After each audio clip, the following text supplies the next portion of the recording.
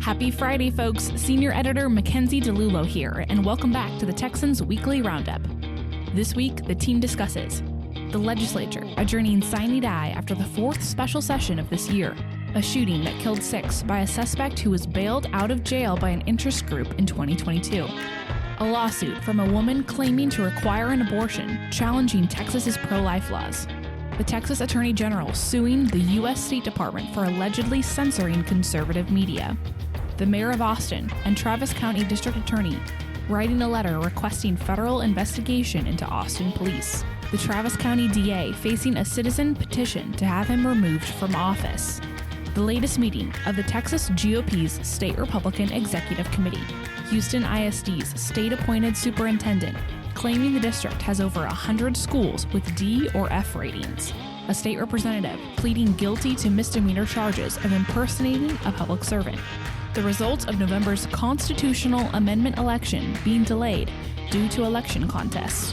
ERCOT approving a new emergency electricity pricing tool to cut costs for consumers, Texas receiving almost $1.5 billion to manufacture weapons for Ukraine, and a city commissioner sentenced to prison for accepting bribes for water treatment contracts. Thanks for listening and enjoy this episode. Well, howdy folks, it's Mackenzie here with Brad, Matt, Cameron, and Hayden. We're off to a great start today, as we always tend to be. Cameron, we were just talking about the woolly mammoths and how all bets are off because I proved a story about a woolly mammoth this week. Brad then made some snarky comment to which I've already forgotten. But tell Brad really fast what this woolly mammoth situation is all about. Well, we haven't put it out yet. Yes. So I don't know. Like the details. I actually don't. Oh, do you not? I was just told they're like trying to do some genetic cloning or something along those lines. Yes. And apparently they're also going to be trying to do a genetic cloning of a dodo bird. I did hear that. Is that right? I thought dodo birds went extinct a long time ago. So did woolly mammoths. Yeah. But the thing with these woolly mammoths, they keep finding them completely intact, encased in ice. That's wild. Yeah, all the fur and all the... Oh, wow. Yeah. That's wild. Like food still in their stomach. Really interesting stuff. So Preservation right there. I remember watching a Discovery Channel special 20 years ago where they were talking about how they were finally going to clone a woolly mammoth. And so now we're just finally getting to this, or have they been slow rolling this? And all we got was that dumb sheep instead. I want a Jurassic Park where we can go see some dinosaurs or something. But yeah. Brad, you were 9 years old, 8 years old, almost, you're 9 years old and watching History Channel woolly mammoth specials? Discovery Channel. Excuse me. Right after my dad and I watched for the 50 millionth time some World War II episode on the Battle of Midway on the Military History Channel. So thank you very little. Battle of Midway is phenomenal. So fair. Okay. Well, gentlemen, why don't we go ahead and start our podcast? Also, Merry Christmas to our listeners. I finally get to say it without any ridicule from my office mates, which I'm very excited about. More Holly and Kim. That's really where it comes down, is Holly and Kim are the ones to keep me in line with my Merry Christmas scene. Well, I'm just surprised you haven't played All I Want for Christmas by Mariah Carey yet in the office. Overrated Christmas song. Really? Yep. Hot take, but overrated Christmas song. Okay. Yeah. Okay. A rare good take from Mackenzie. Let the games begin. I was about to say, well, we'll pivot away from somebody to somebody else, but Brad is my first story for this podcast, so I have to continue to talk to him. So here we go. Brad, let's talk about the fourth special session. The curtains closed this week on what seems to be the final special session of this year. How did it all finish? So the legislature passed 2 border-related bills during the fourth special session. One appropriates $1.5 billion for construction and maintenance of border barriers, including the state's border wall, plus a $40 million appropriation for overtime costs associated with DPS's surge patrolling of the Colony Ridge development in Liberty County. We heard a lot of discussion about how that can be addressed, some proposals, but really what they settled on was funding more overtime patrol.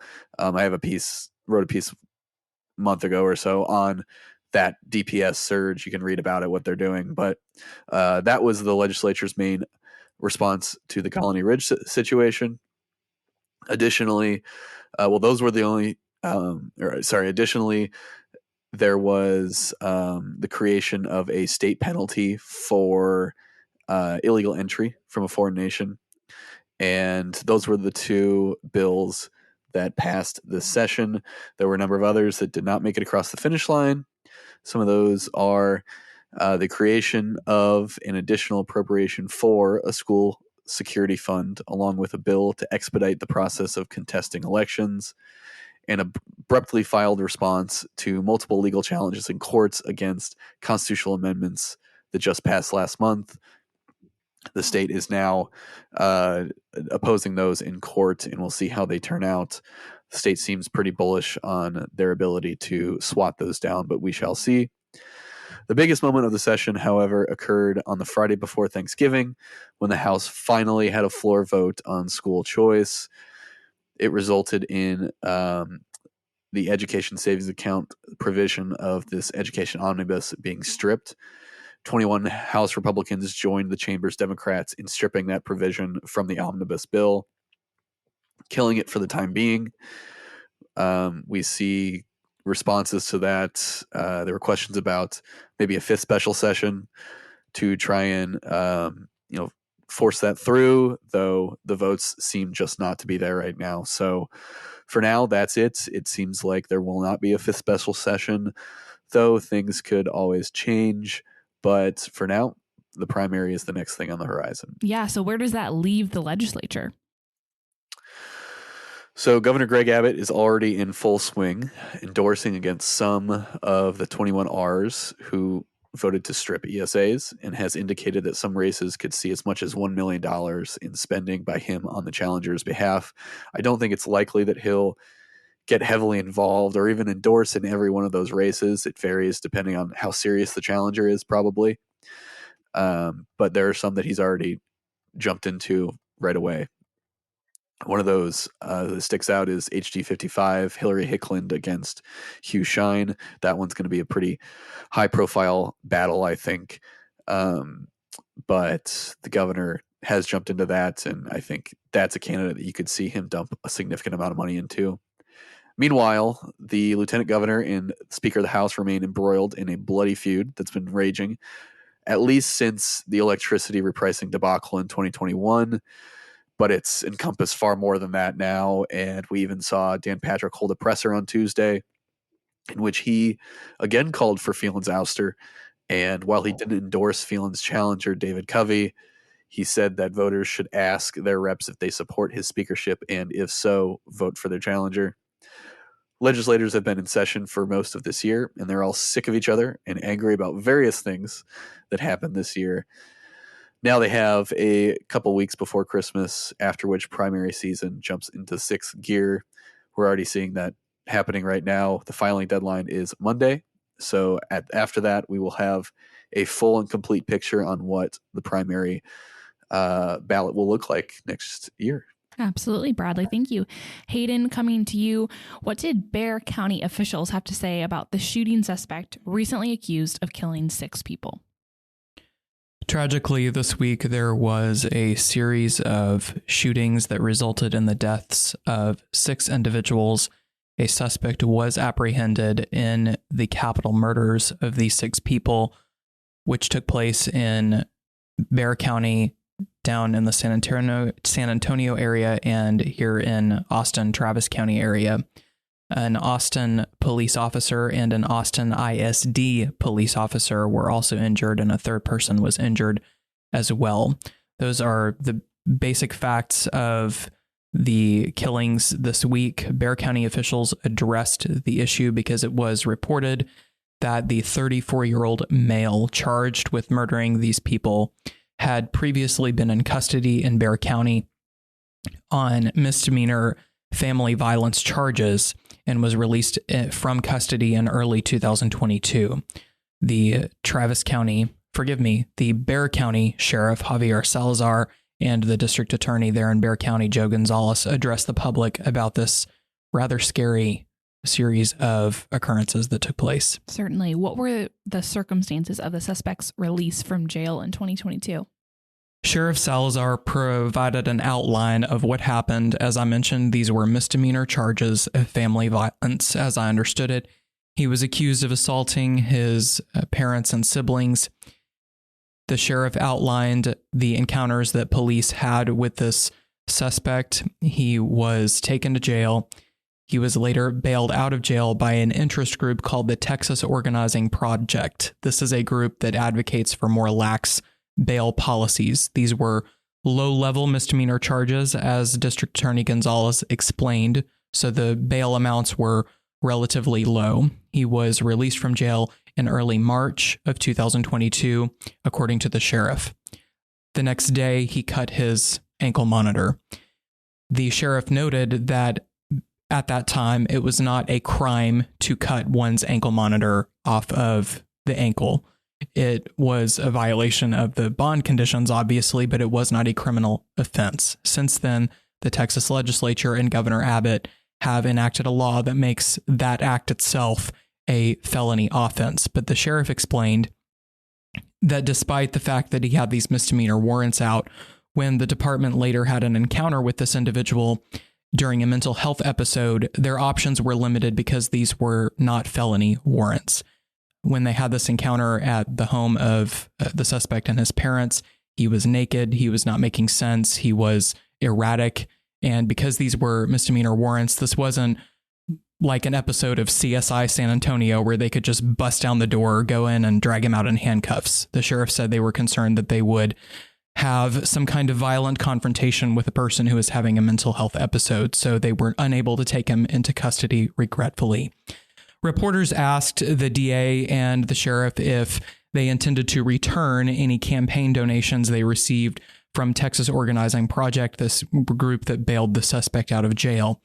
The district attorney denied ever taking any money from this group.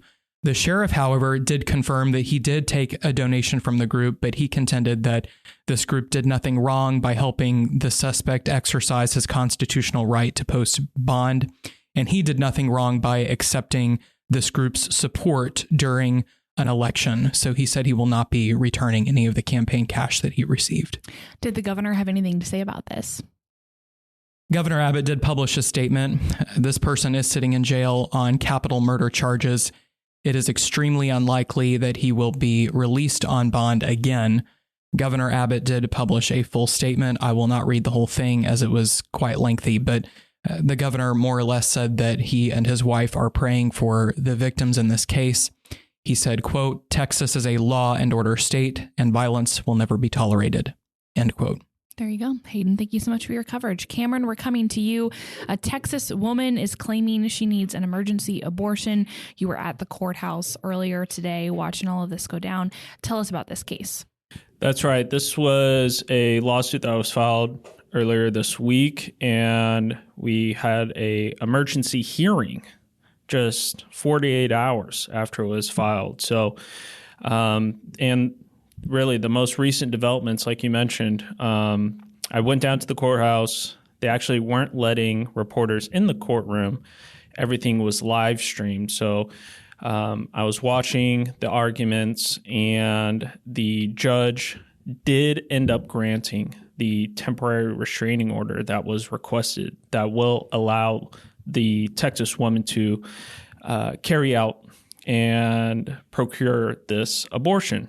And the case is Cox versus the state of Texas. And this woman involved in the case was experiencing complications with her pregnancy, where she was diagnosed by a physician who was a part of this lawsuit as well, and stated that it was unlikely for the baby to survive based upon her medical professional evaluation.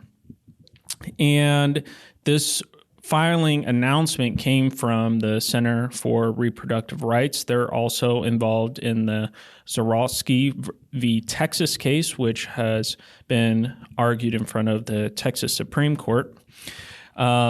The woman involved in this case said that she has been experiencing cramping, fluid leaks, and the baby was actually diagnosed with a condition that would end up causing it to be stillborn or only survive for a few minutes or hours or days.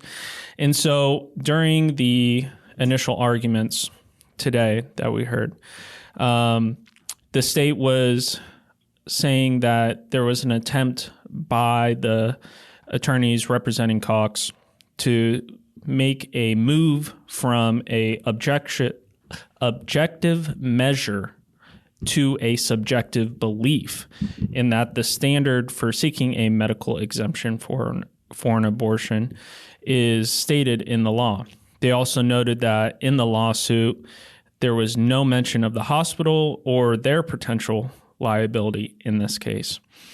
And for Cox representation in this case, they were quite frank, saying there was clearly a medical issue and that the physician had made a good faith medical judgment. And ultimately, like I mentioned earlier, the restraining order was granted. On the video live stream, Cox and her husband were both on screen. They had a emotional reaction to that.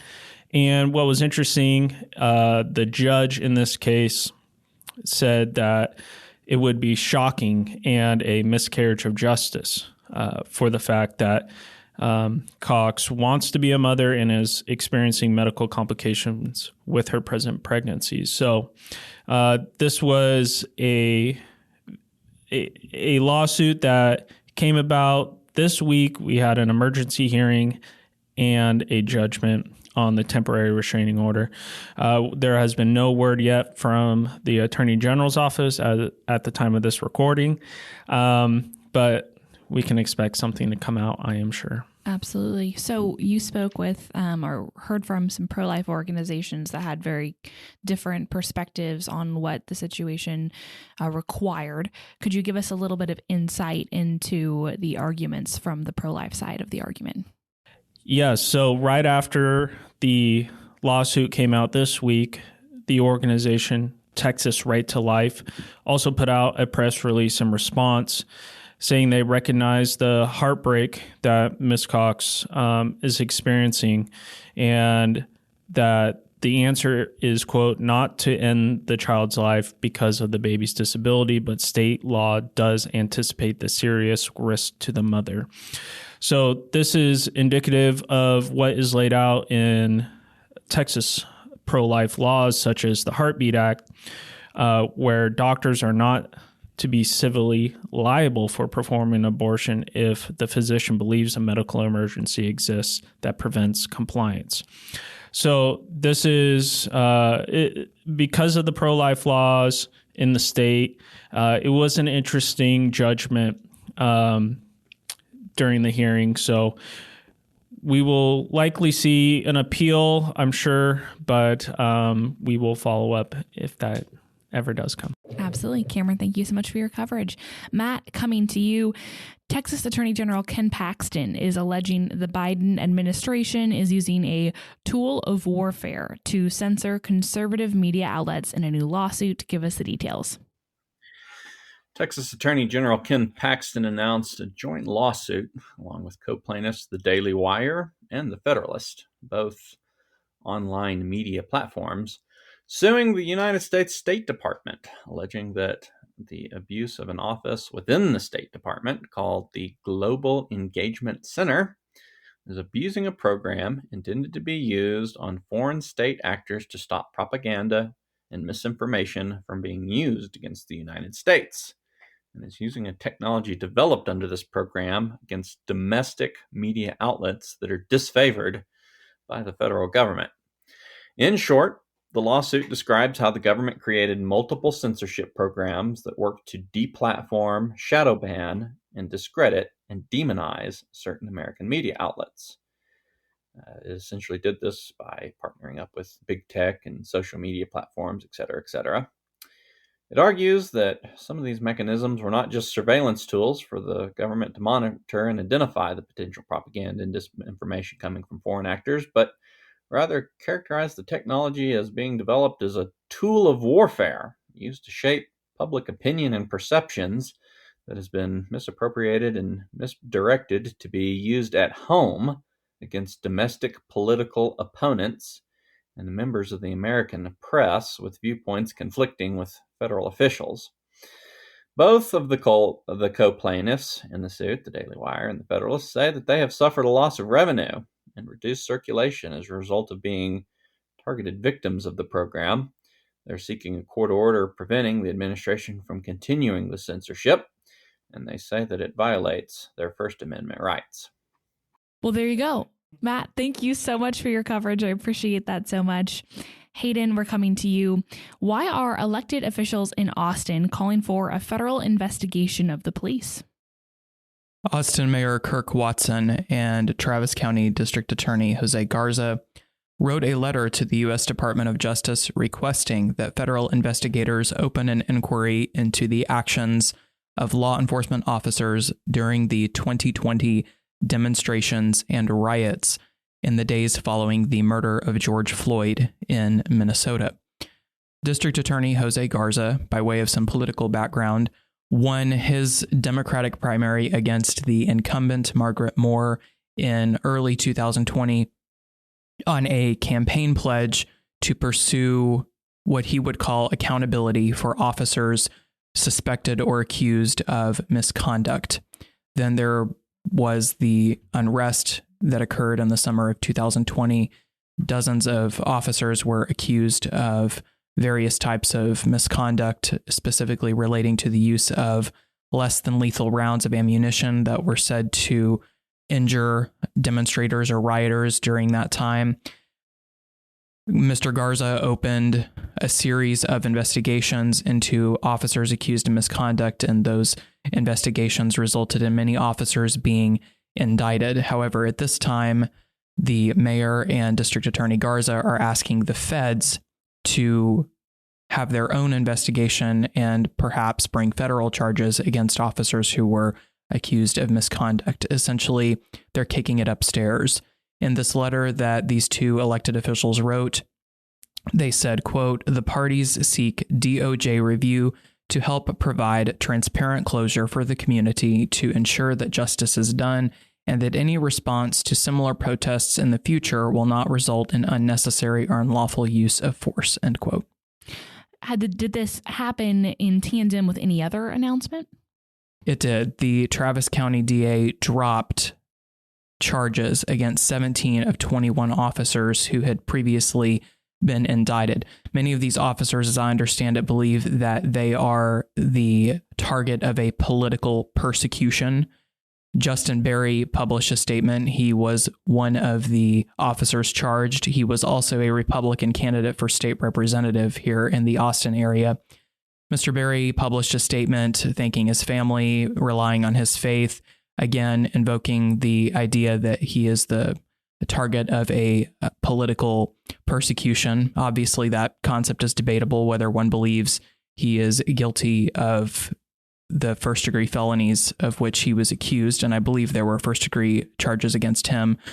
Part of Mr. Berry's statement was, quote, "Today, 17 of us have had our first-degree felony charges dismissed. These charges carried potential life sentences in prison, a life where a wife sees her husband in a cage as a political prisoner, a child left fatherless in a world that desperately needs present fathers, streets void of the very sheepdogs they need immensely," end quote.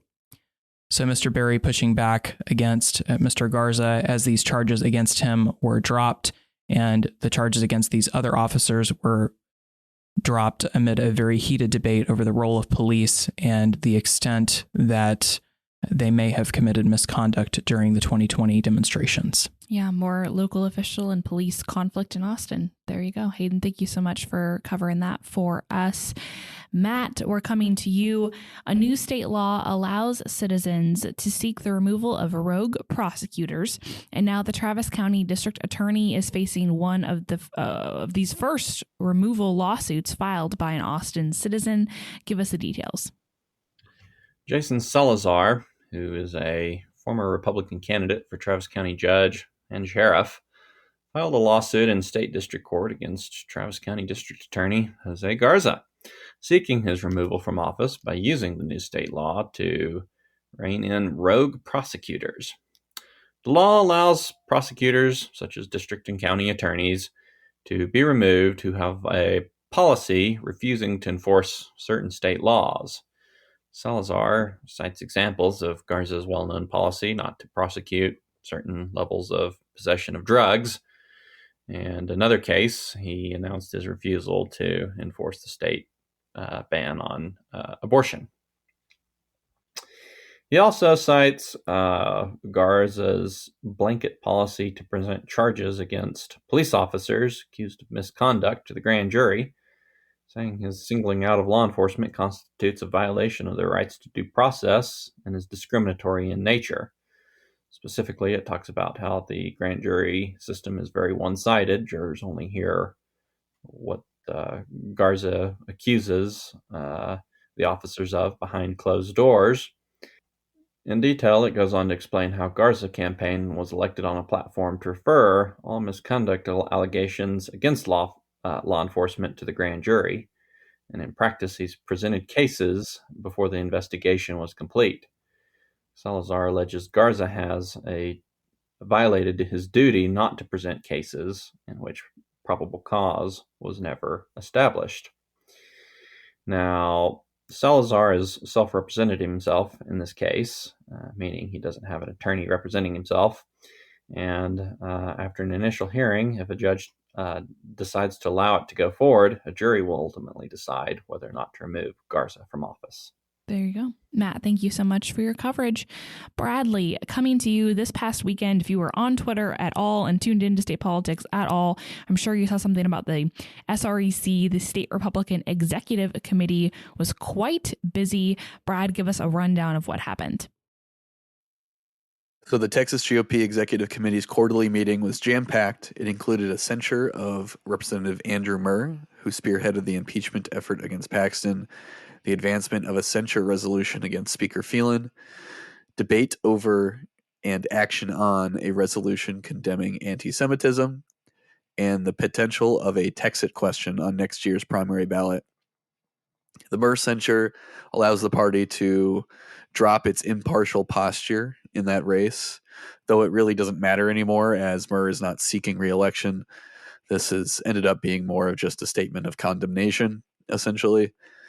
The same thing could happen, though, with Phelan if the body has an emergency meeting next year, probably in January or February, to give final passage to that resolution that was passed by two county GOPs in his district, Orange and I believe Jasper. And so the state the SREC Resolutions Committee advanced that out of their body, but due to public notice requirements, they can't actually. The full body can't approve it until an emergency meeting is held later. Notably, Texas GOP Chair Matt Rinaldi has already waded into Phelan's race, endorsing the Speaker's challenger, David Covey, in his personal capacity. If the SREC does adopt this, it will make clear what we kind of already know, that the apparatus of the Texas GOP is very much against the sitting House Speaker and is going to try and unseat him in the primary. Yeah, and this is, the timeline for this is notable and important as the primary is the first Tuesday of March. So the SREC, if they want to make any sort of statement officially in light of Phelan and his primary challenger, that's the timeline they're working with. And so a vote sooner rather than later would benefit those in favor of it. What happened with the anti-Semitism resolution that was on the docket? So the body passed a resolution condemning anti-Semitism and reaffirming support for Israel in the war against Hamas. But the most heated debate concerned language that would have forbade the party's association with anyone, quote, who espouses or tolerates anti-Semitism.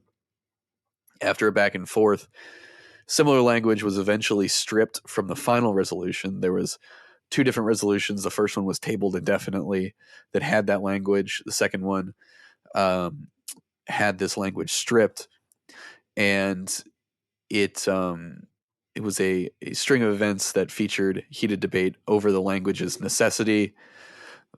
Matt Rinaldi said that he doesn't think it's necessary because he isn't aware of any associations with anti-Semites and anyone who espouses pro-Nazi views, and also criticism about how broadly the word tolerate could be stretched. On the counter, members like Rolando Garcia and Kristen Bentley, two of the higher profile SREC members, I would say, argued quite a bit that this was necessary and not a difficult vote to take. It should have been done. We saw Lieutenant Governor Dan Patrick come out afterwards and criticize the lack of inclusion of this language. He said that they should remediate that whenever this emergency meeting comes up. Speaker Phelan came out and issued his own more fiery condemnation. So for once, those two are actually on the same side on something. We'll see how long that lasts. But this whole thing, though they weren't mentioned explicitly, the debate was ostensibly about the Defend Texas Liberty scandal that we've talked about. Of course, that conservative PAC, whose parent firm, consulting firm, hosted back in October Nick Fuentes, a right-wing gadfly and anti-Semitic commentator, that has been the fallout from that has been slowly developing within the party over the last couple months, and it culminated in this. We'll see if there are any further developments, but you have two very clear sides in this: those that are more friendly to Defend Texas Liberty after this, and those that very much want to publicly cut ties with them in every possible way. It's just a question of who wins out in this, and really, I'm not sure how much of it's really going to matter, but yeah, so. Yeah, lots to consider. Matt, do you have something to jump in here? I just wanted to throw in that amendment that Brad was talking about. It failed extremely narrowly. Like, I think it was like 31, 29-32. Yeah, 29 to 32. Yeah. I noticed over the weekend that the two SREC members from Senate District 31, Tisha Crow and Thomas Warren, Crow was unable to attend the meeting, so her vote was vacant. And then Warren put out a statement saying that he had a proxy serving that weekend, and if he'd have been there, he would have voted in favor of the amendment. And I think between those two, if they show up at the next meeting, I think that'll flip it, if I'm not mistaken. So it would go from narrowly failing to narrowly passing. There you go. Okay, so Brad, what about the Texit issue? Was anything brought up relating to that? So the SREC Resolutions Committee did not advance a proposed ballot question on Texas independence in initial vote. I believe the wording proposed somewhere along the lines of, should Texas reassert itself as an independent nation? The committee only approved 10 of these ballot questions. These things are just basically polls that are placed on ballots, questions of opinion of the electorate, has no statutory policy effect whatsoever. But it would be a pretty big step to get that on the ballot and actually have a pretty firm understanding of where Republican voters fall on this issue, because polling has been pretty scant. That's been a big effort by the Texas Nationalist Movement, which is pushing this. But ultimately, the item only got 3 votes in the initial stage when it needed 5 to advance on. However, at the same time, members of the Texas Nationalist Movement announced they had collected over 100,000 signatures to circumvent the SREC process and place the question on the ballot. The deadline to turn those signatures in is, I believe, Monday. And so they are determined to do that, and they say they have enough. They say they have pre-checked these signatures for validity to ensure it gets on the ballot. TNM President Daniel Miller said, "This isn't a setback. This is a mistake by the Texas Republican Party. The party will be forced to verify our petition signatures one by one at their own expense. We look forward to Texas being on the ballot this March." Again, there's no potential for Texas seceding if this gets on the ballot and passes. This is just a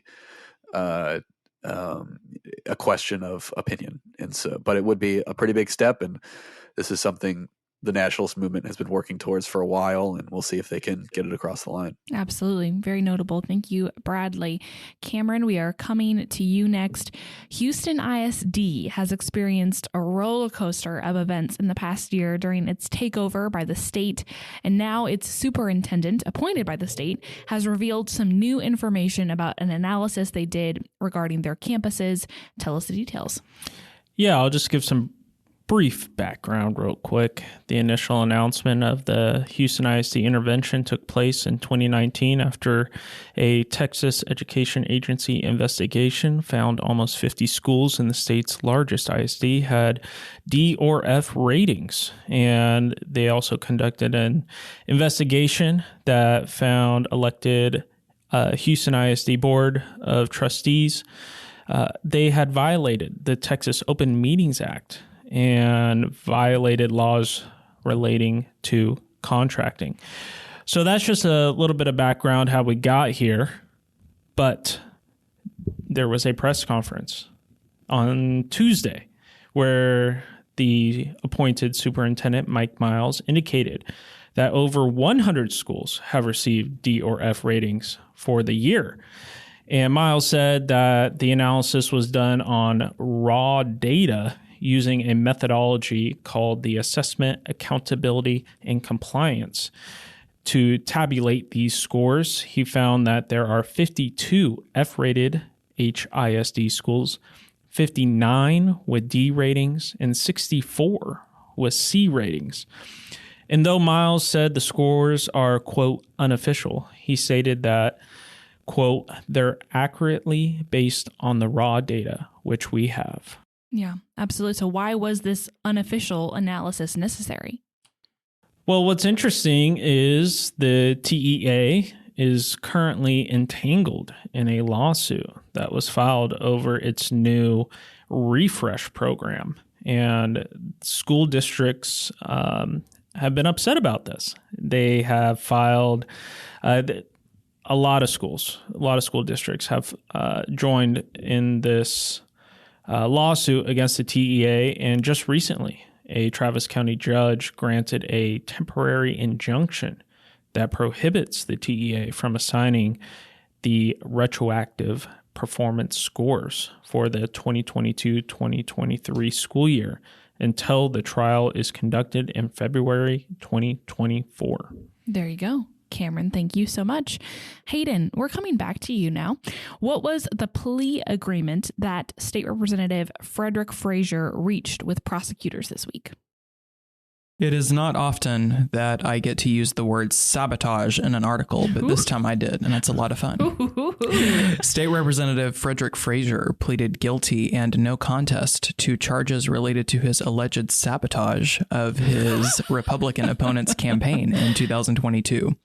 Representative Frazier pleaded guilty to a misdemeanor of criminal mischief. It is a low-level misdemeanor. We're talking maximum $500 fine. Traffic ticket level criminal offense.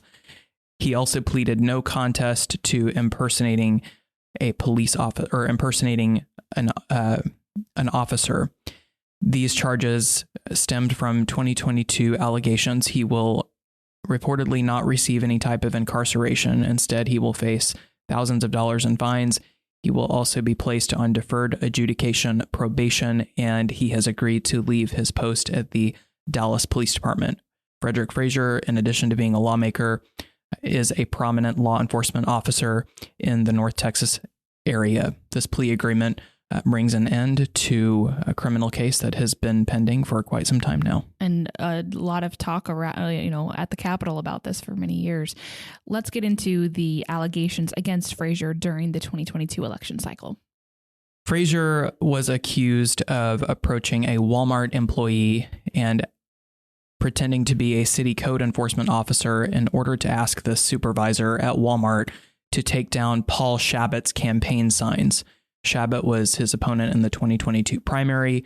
These two men eventually went to a runoff. Frazier decidedly won that runoff. Frazier would later counter these claims by saying that Shabbat had run for office in California and had also accused his opponent in California of sign stealing and sign destruction. Of course, simply because somebody has made the same accusation twice bears no relevance to whether it's true. It could be true that Shabbat's signs were stolen or destroyed in the California case as well, but that was Frazier's rebuttal. And then he ultimately pleaded guilty in no contest to these charges. But Frazier was accused more or less of impersonating a code enforcement officer. That was originally indicted as a third-degree felony multiple times. So he could have faced lengthy prison sentences. If it was 2 third-degree felonies, which have a maximum penalty of 10 years, he could have conceivably received a 20-year prison sentence for this. So he is significantly coming out of this smelling like a rose as opposed to what could have happened in this case. What was the reaction from Frederick and his foes after the agreement? Frederick published a statement more or less continuing to fight these charges despite settling them. He said, quote, "This has been a very long and ridiculous process concerned with 4 signs that everyone acknowledges my opponent's campaign placed in violation of various ordinances and campaign finance rules. But I am ready to put this dispute aside. I am very happy to have this 2-year-old issue behind me. At the end of the process, my record will remain clear. I remain committed to serving the people of Collin County." End quote. His opponents also published statements calling on him to resign. He has 2 primary opponents at this time, Carissa Richardson, and he has another opponent that interestingly has been endorsed by Ken Paxton in addition to Carissa Richardson. Former McKinney Councilman Chuck Branch has received Paxton's endorsement in addition to Carissa Richardson. However, Governor Abbott backed Frazier for re-election after he helped try to defeat an amendment that stripped school vouchers from the education bill in the most recent special session. So a lot of proxy wars going on here. You have Abbott backing Frazier. You have Paxton backing both of his opponents who have called for Frazier to resign over these accusations. And then Paul Shabbat, of course, came out swinging as well, reminding everyone that Frazier, reiterating his accusations that Frazier sabotaged his campaign. Yeah, certainly some spicy stuff, Hayden. Thank you so much. Matt, coming to you, numerous lawsuits were filed challenging the results of the November constitutional amendment election, which is holding up the certification of the results. Tell us about the backlash this has prompted from certain officials. Petitions filed with state district courts covering multiple counties by pro se or self-represented voters are contesting the results of the November election, which saw numerous proposed amendments to the Texas Constitution.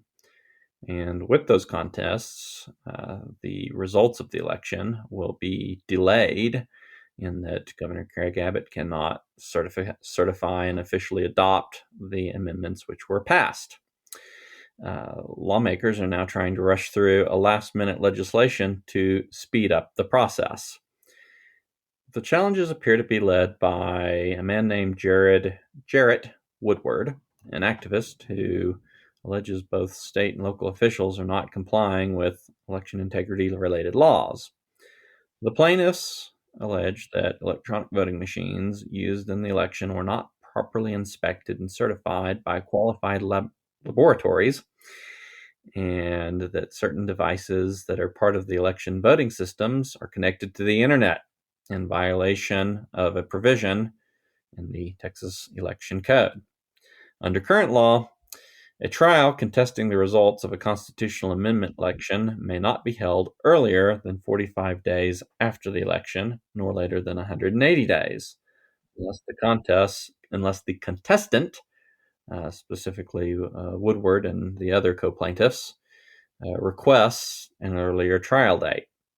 Senator Brian Hughes, as well as Lieutenant Governor Dan Patrick, have reacted to this, with Hughes filing Senate Bill 6, which amends the current law and requires a trial not to be held later than 50 days after the date of the election, and also shortens the time that appeals may be filed and heard. While the legislation passed the Texas Senate, the Texas House refused to take up the bill and adjourned the special session sine die. I should mention that it wasn't on the special session call, and I don't believe Governor Greg Abbott ever weighed in on whether or not he would have added it to the call should the Texas House would have taken it up.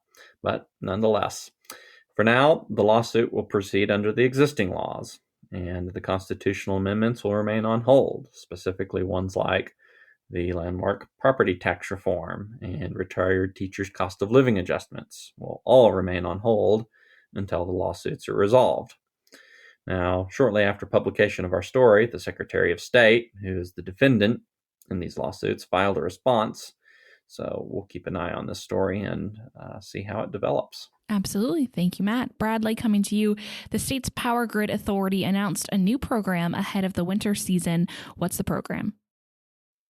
The electricity pricing program was given final approval, and it's meant to reduce costs for consumers during times of grid stress. The ERCOT market has a constantly fluctuating price along supply and demand curves rather than a negotiated price up front like most of the rest of the country. That means as scarcity increases, so does the price.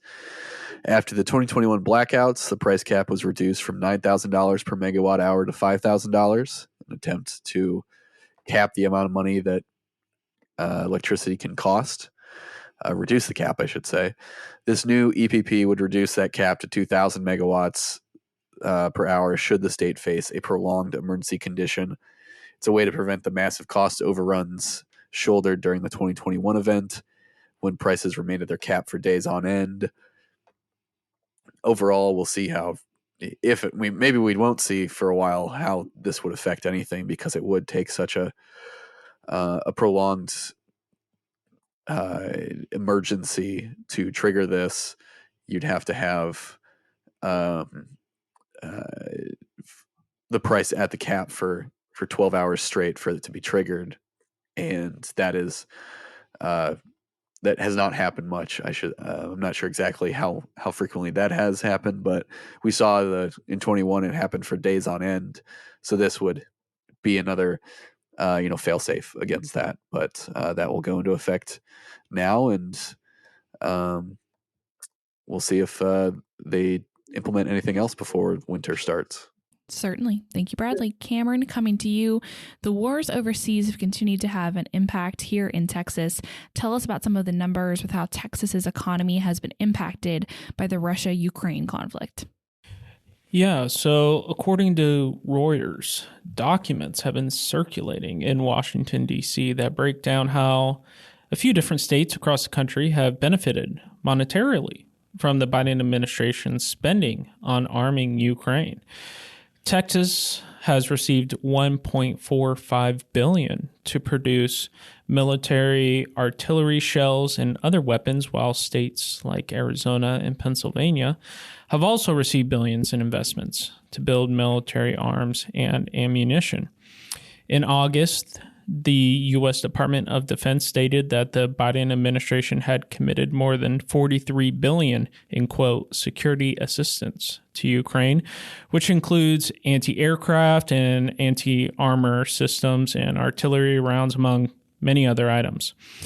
And since then, there's been additional rounds of aid being provided to Ukraine, including a recent announcement that an additional $100 million would be provided.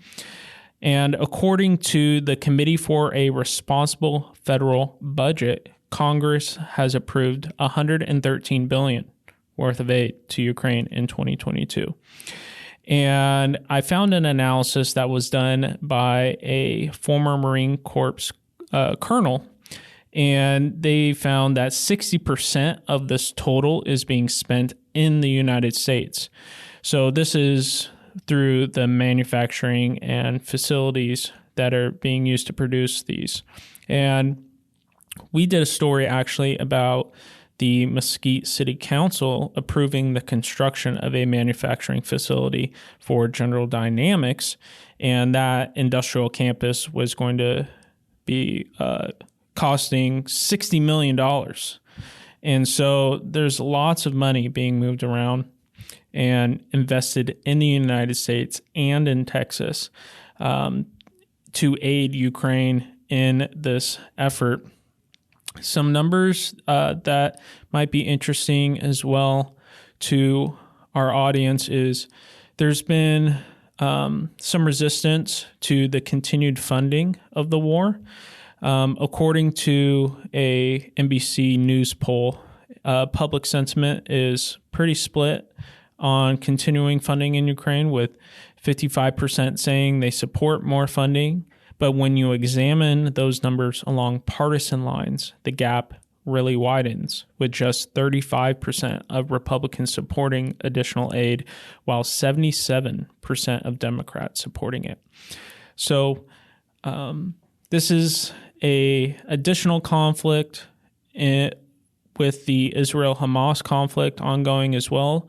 So these are things we've continued to report about here at the Texan because they are having local and statewide impacts. Absolutely. Cameron, thank you. Some more spicy news here from Hayden. Hayden, who was the latest person to be sentenced in a South Texas bribery scandal?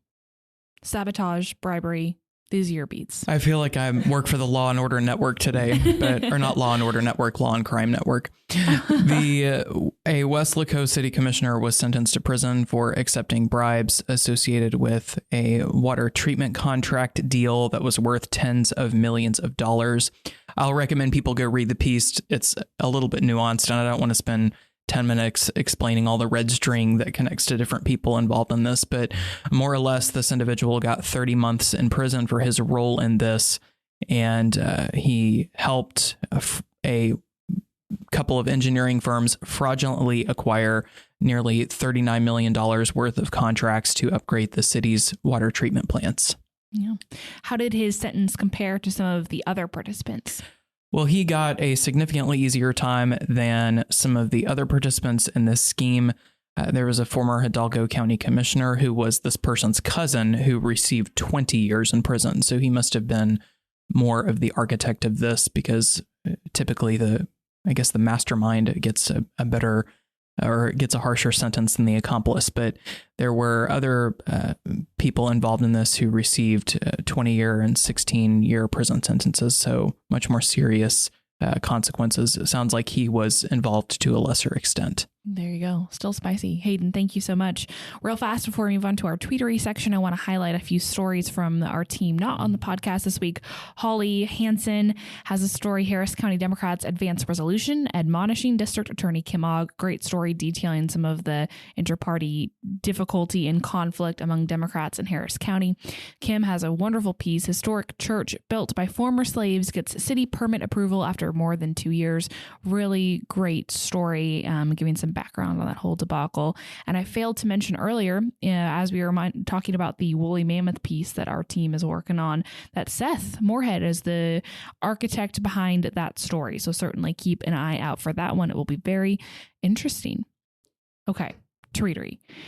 Cameron, I'm going to start with you because I know how excited you are for this portion of the podcast, as you've explicitly said you are. So I am excited, but it's just because of how strange it is. Because I was reading a Twitter thread, this was over a month ago, about this woman who works remotely. And she was saying she loves to go to Panera to do her... Oh, yeah, I know this. Okay. To do her remote work. And apparently she loves the lemonade there. And she would get multiple refills. And she just felt so productive when she was at Panera. She didn't understand why. But she found out that's because she was drinking these charged lemonades that have 300 plus milligrams of caffeine, and she was getting 4 or 5 refills on these. How many cups of coffee is that? That's if you have a lot, 1,500 milligrams of caffeine, that's like 8 cups of coffee. I can't imagine having that much caffeine in my system. No, my brain would. I have 2 cups of cold brew, and my brain feels like it's going to explode. Well, So I thought it was a funny story. Yeah. You know, like I read it, moved on. Well, what came across my timeline this week was apparently people are dying Oh gosh. from drinking too much of this charged lemonade. Oof. A second person has died. There's a lawsuit in Pennsylvania about this, isn't That's there? exactly what I pulled up. Is these individuals are drinking 3-4 of these charged lemonades. This most recent person fell dead on a sidewalk from cardiac arrest, Oh gosh.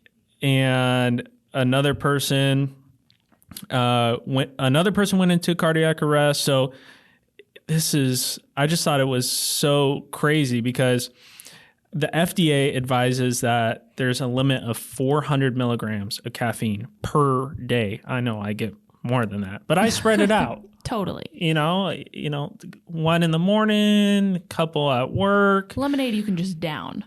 Yeah. You can just down that stuff. Yeah. Well, so You're really these. selling this stuff to me. I need some of it. Stay away, Matt. Stay away from it. So the charged lemonades. This is from an article. They come in 20-ounce regular or 30-ounce large sizes, and so these are one 20-ounce drink with no ice can contain 260 milligrams of caffeine, and a 30-ounce drink can contain 390. So if you are just going up and refilling 3 or 4 times, that's thousands Yeah. of milligrams. And obviously, some people's heart can't take that much caffeine. Yeah. And we're seeing Caffeine's a drug. it is a drug. I feel wired after 2 cups of coffee. Yeah. I can't imagine drinking something that was the equivalent of that much coffee. Yeah. It's crazy. That's really scary. It's scary, but it's just a wild story. Yeah, it is. People dropping dead from drinking lemonade Lemonade at Yeah. Panera Bread. at Panera. Like, talk about unassuming CC Panera's board of directors or whatever. or whatever. No, I don't know what true. Panera has, like who makes the decisions at Panera, but if your lemonade is deadly, that should probably be a wake-up call. Yeah, maybe just Maybe go back to the drawing board on that one. yeah, take a little break. For some people, maybe too much of a wake up. Oh gosh. Oh man. Well, Cameron, thanks for updating us on that. That's pretty wild. I'm staying away from Panera's lemonade for now. Yeah. Hayden, what did you see this week? Well, mine is a tweet from Newsweek of a Republican congresswoman from New York confronting the president of Harvard. This video is one of those videos that you gain more insight by watching it when the sound is off. Sometimes when you see a confrontation between 2 people, the body language says way more than the words. So go watch this video without sound. It's really interesting. But the president of Harvard is defending the university's policies on anti-Semitism. Congresswoman Elise Stefanik is confronting her about Harvard, according to her, not doing enough to protect Jewish students from anti-Semitism. And that is obviously a huge topic right now. Absolutely. For good reason. Well, that's a good one, Hayden. Thank you. Matt, let's go to you, my friend. What do you have for us from Twitter this week? Well, I found some news for you, Mackenzie. I'm ready. It's starting to look a lot like Christmas. But can you guess where it's starting to look a lot like Christmas?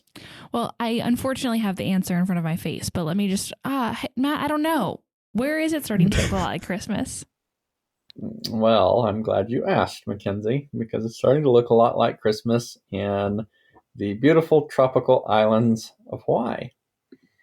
And I was Did he say surprised Hawaii? to see this. A picture floated across my Twitter feed that I had to share, showing the observatory on top of the mountain on the Big Island, covered in snow.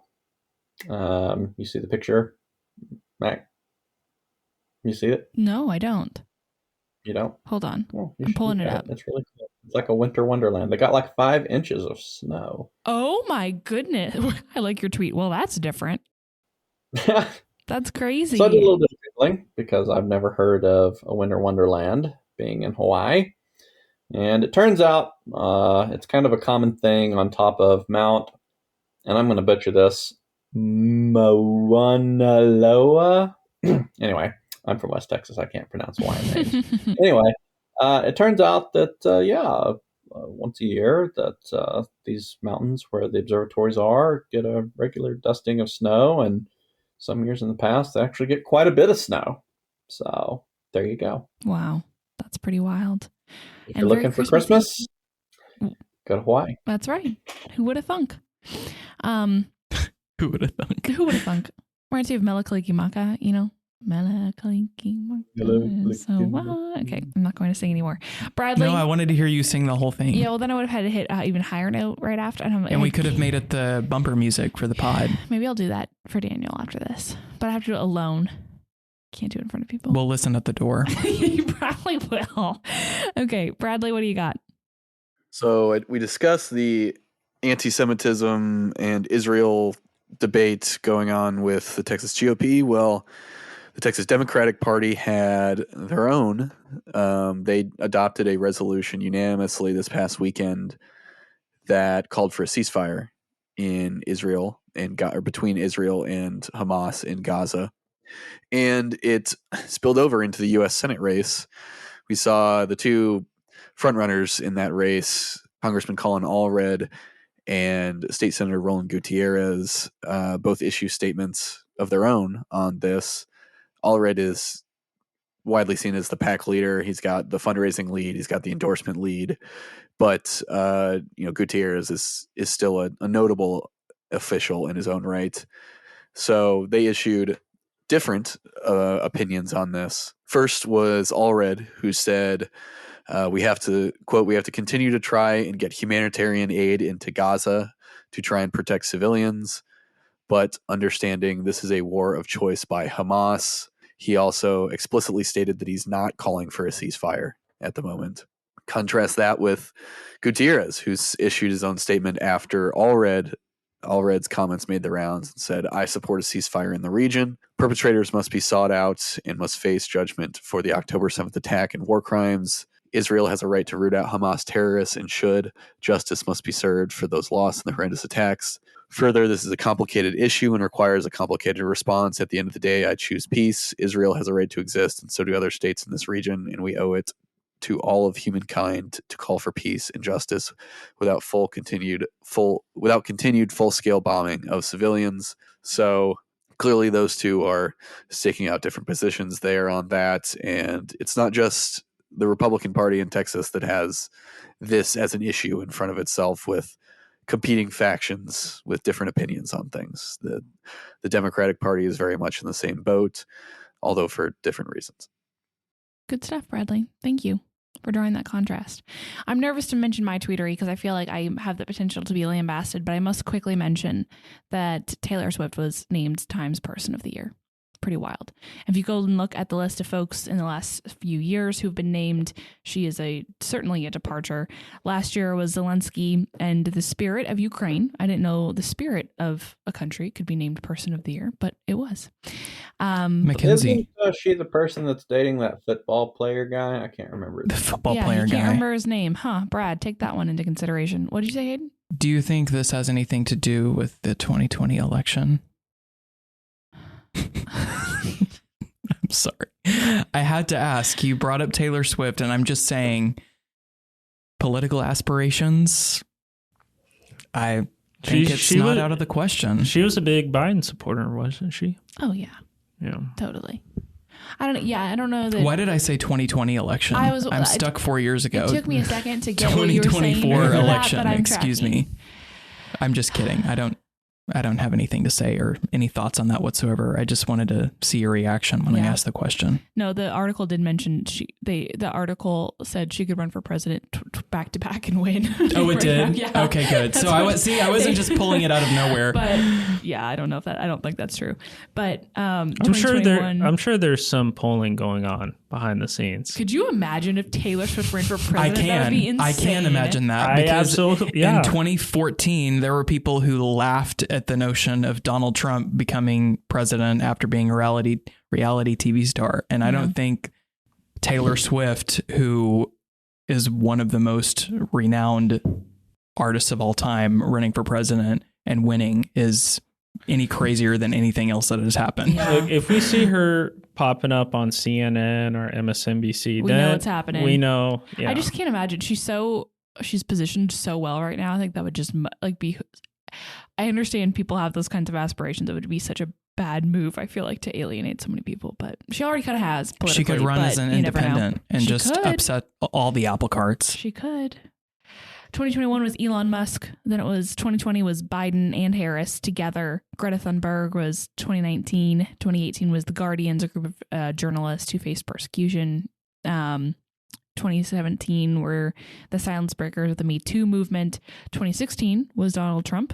Before that, Angela Merkel, the Ebola fighters, Pope Francis, Barack Obama. So kind of give it Mark Zuckerberg. And Mark Zuckerberg, I think, is like the closest, well, maybe not, but having a musician as the Time Person of the Year is quite a departure from what Although, what would be funny about Swift running for political Do the office is that 1934 one. Brad, you're interrupting Hayden. I think it was an accident. Yeah.